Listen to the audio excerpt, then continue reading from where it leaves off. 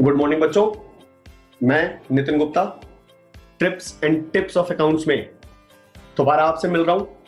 Numerical of cash and accrual basis of accounting. तो मैंने आप लोगों के लिए एक न्यूमेरिकल ड्राफ्ट कर रखा है।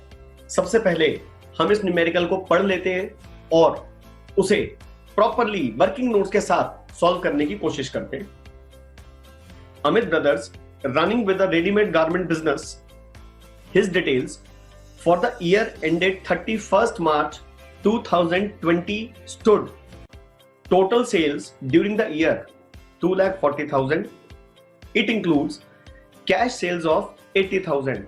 इसका मतलब है कि 2,40,000 का टोटल माल बेचा गया है, जिसमें से 80,000 कैश सेल है। तो जब मैं 2,40,000 में से 80,000 को माइनस कर दूंगा, I will get credit sales. The total operating expenses made 93,000. बेटे ऑपरेटिंग एक्सपेंसेस का मतलब है कि जिस बिजनेस में मैंने गुड्स बेचे हैं उसी बिजनेस के प्रोडक्शन, ऑफिस और सेलिंग के टोटल खर्चे, वो खर्चे हैं 93,000 and it includes 72,000 not yet paid. तो 93,000 में से अभी तक 72,000 पेड नहीं किए गए हैं। इसका मतलब जो डिफरेंस अमाउंट है 21,000 वो पेड है। However, Amit Brothers has earned money from other sources. Amit Brothers readymade garment के अलावा कुछ और काम भी करता है और वहां से भी अमित ब्रदर्स ने कुछ पैसे अर्न करे हैं। रेंटल इनकम 1,24,000, मतलब अमित ब्रदर्स ने अपनी कोई प्रॉपर्टी कंस्ट्रक्ट की, वहां पे किराएदार रखे और किराएदारों से किराया मिल रहा है 1,24,000 रुपया। The expenses spent on such income is 27,000। बेटे वो 1,24,000 रुपए को कमाने के लिए अमित ब्रदर्स का 27,000 का खर्चा हुआ है। Now we need to calculate profit as per cash basis and accrual basis. Logic ये कहता है कि सबसे पहले हम इस न्यूमेरिकल का वर्किंग नोट बनाएंगे। एक बार वर्किंग नोट बन गया तो आप समझिए कि आपका आंसर आपके हाथ में है।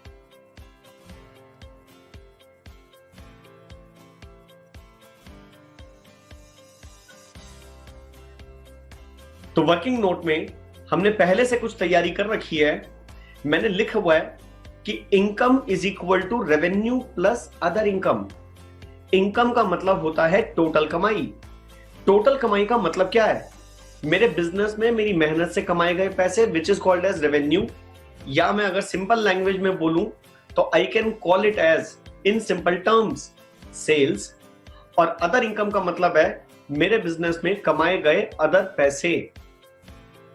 Total expenses means operating expense, जो बिजनेस के खर्चे हैं, प्लस अदर एक्सपेंसेस, मेरे बिजनेस के अलावा इधर उधर किए गए खर्चे।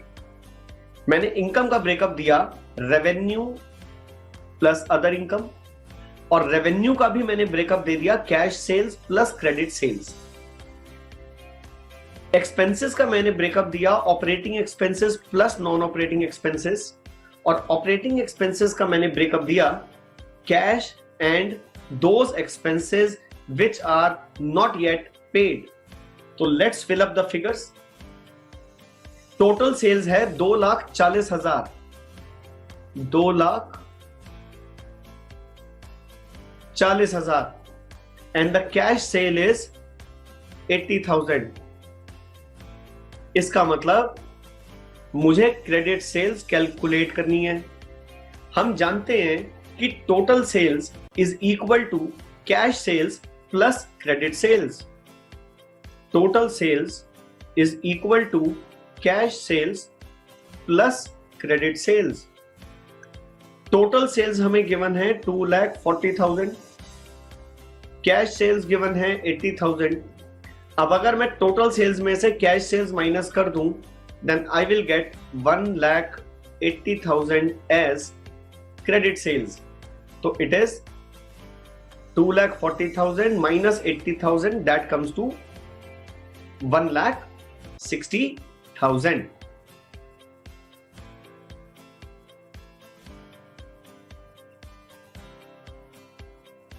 The total expenses are 93,000. Total operating expenses, that is clearly mentioned in the question. ये देखिए, total operating expenses. तो मैंने वो ऑपरेटिंग के अंदर पुट किया and it includes 72,000 not yet paid. तो अगर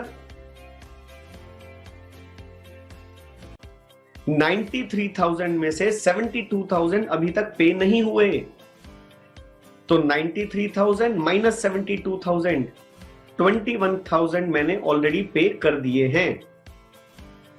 The other income of the business is 1,24,000 as rental income and 27,000 are the expenses which are spent on this rental income. तो मैंने क्या करा, मैंने यहां से अपने वर्किंग नोट्स पूरे प्रिपेयर कर लिए. Now I will start with the calculations of the logic.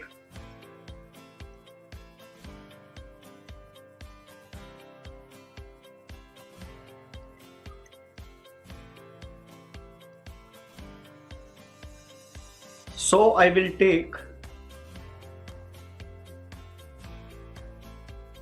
total income as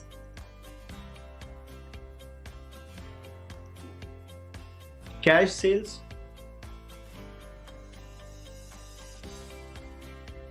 plus other income. Cash sales is 80,000. Other income is 1,24,000. हमारी टोटल वैल्यू आ गई 2,04,000. Total expenses are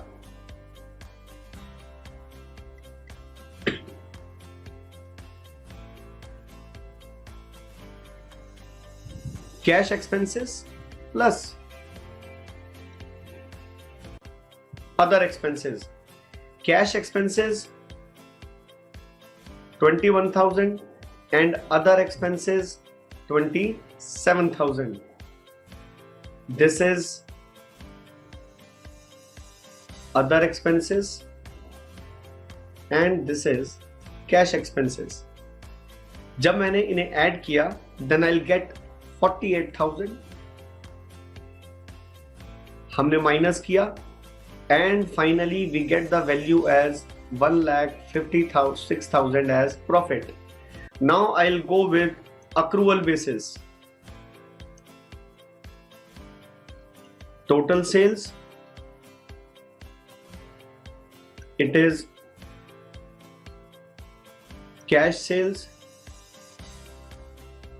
plus credit sales. Cash sales है 80,000, credit sales है 1,60,000. It becomes 2,40,000. Total expenses are, and mind it, they are total operating expenses. They are cash expense and outstanding expense.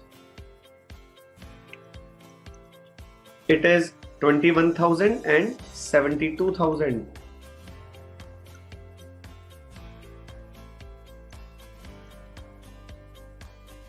That comes to 93,000.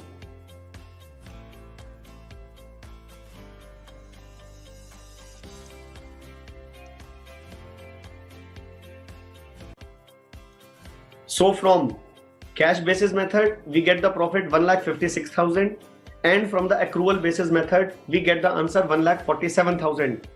ये कोई logic नहीं है कि किस method से answer ज्यादा आएगा.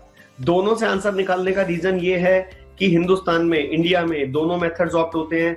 हर बिजनेसमैन अपनी कन्वीनियंस पे मेथड ऑप्ट करता है. तो हमने आंसर कैसे निकालना है, दैट इज आवर पॉइंट. मैं आपको अपने cash and accrual basis second lecture में फॉर्मूले के बारे में समझा चुका हूं और थर्ड लेक्चर के बारे में मैंने आपको पूरा न्यूमेरिकल सॉल्व कराया. उम्मीद करता हूं आपको पूरा न्यूमेरिकल समझ में आया है. हम अपने अगले लेक्चर्स में और attractive, creative tricks and tips of accounts में नए लेक्चर के साथ मिलेंगे.